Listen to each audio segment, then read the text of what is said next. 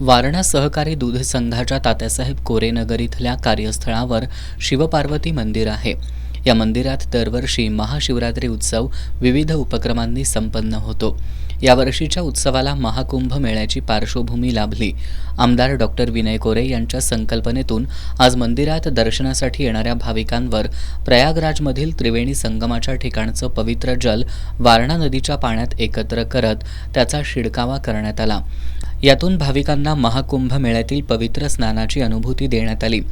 आज महाशिवरात्री निमित्त पहाटे वारणा दूध संघाच्या संचालकांसह 215 कर्मचाऱ्यांच्या हस्ते सपत्नीक महापूजा करण्यात आली. दुपारी वारणा समूहाचे प्रमुख आमदार डॉक्टर विनय कोरे आणि सावित्री महिला औद्योगिक संस्थेच्या अध्यक्षा शुभलक्ष्मी कोरे यांच्या हस्ते महारुद्र अभिषेक, जप आणि महारुद्र स्वाहाकार विधी संपन्न झाला. याशिवाय सहस्त्र नामावली पठण, सहस्त्र बिल्वार्चन विधी, पुण्याह वाचन, गणेश पूजन संकल्प विधी, शिवमहिम्न स्तोत्र, महारुद्र पठण असे विधी संपन्न झाले.